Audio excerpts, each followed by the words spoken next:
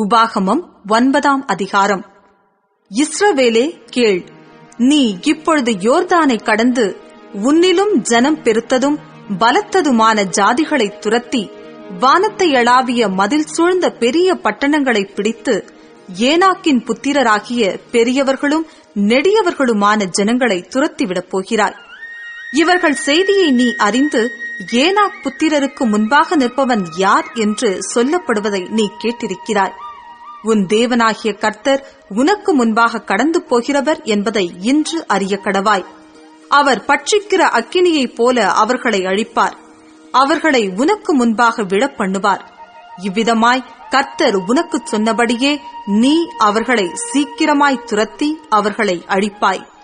உன் தேவனாகிய கர்த்தர் அவர்களை உனக்கு முன்பாக துரத்துகையில் நீ உன் இருதயத்திலே, என் நீதியின் நிமித்தம் இந்த தேசத்தை சுதந்தரித்துக் கொள்ளும்படி கர்த்தர் என்னை அழைத்து வந்தார் என்று சொல்லாயாக.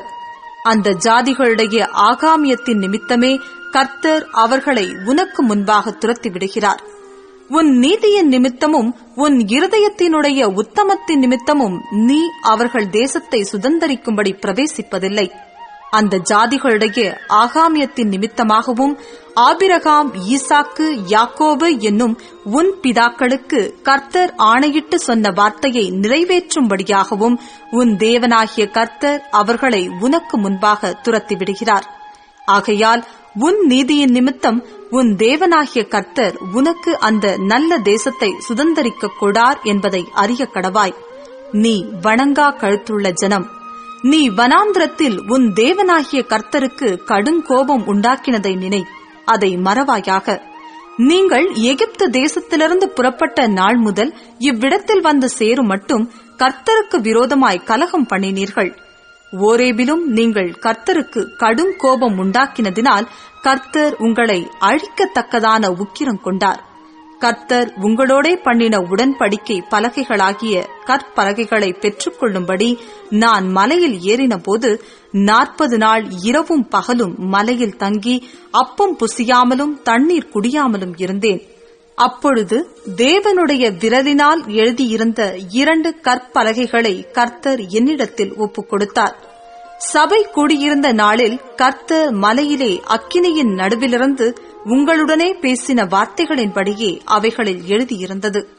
இரவும் பகலும் 40 நாள் முடிந்து கர்த்தர் எனக்கு அந்த உடன்படிக்கையின் 2 கற்பலகைகளை கொடுக்கிற போது கர்த்தர் என்னை நோக்கி, நீ எழுந்து சீக்கிரமாய் இவ்விடம் விட்டு இறங்கிப்போ. நீ எகிப்திலிருந்து அழைத்துக் கொண்டு வந்த உன் ஜனங்கள் தங்களை கெடுத்துக் கொண்டார்கள். நான் அவர்களுக்கு விதித்த வழியை அவர்கள் சீக்கிரமாக விட்டு விலகி வார்ப்பிக்கப்பட்ட விக்கிரகத்தை தங்களுக்காக உண்டாக்கினார்கள் என்றார். பின்னும் கர்த்தர் என்னை நோக்கி, இந்த ஜனங்களை பார்த்தேன், அது வணங்கா கழுத்துள்ள ஜனம்.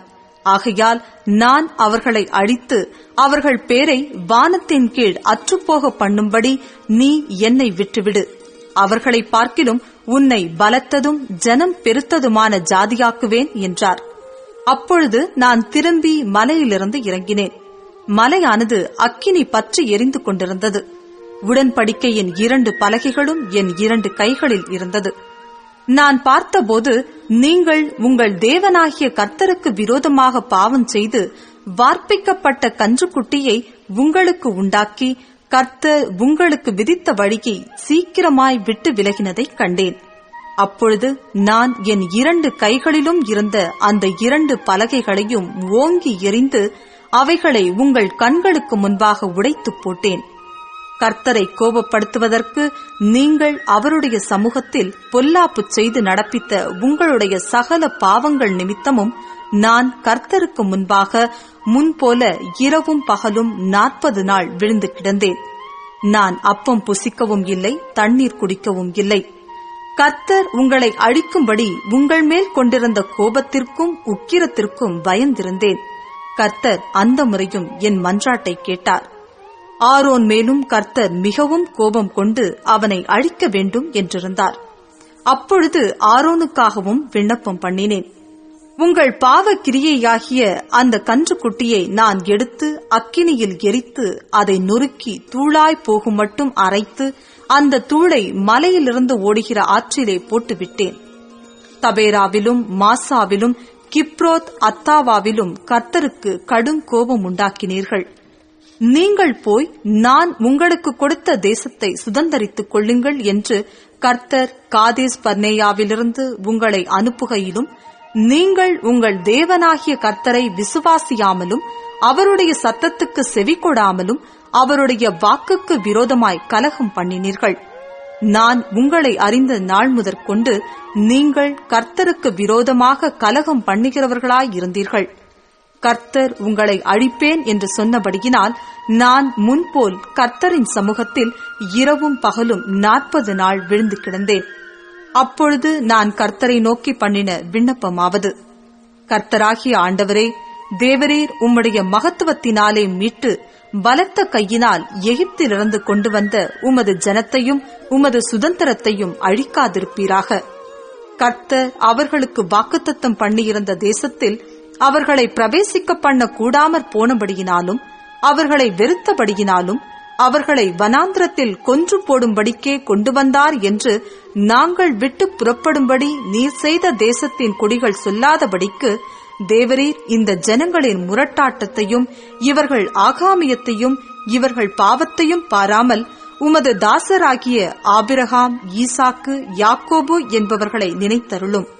நீர் உமது மகா பலத்தினாலும் ஓங்கிய புயத்தினாலும் புறப்பட பண்ணின இவர்கள் உமது ஜனமும் உமது சுதந்திரவுமாயிருக்கிறார்களே என்று விண்ணப்பம் பண்ணினேன்.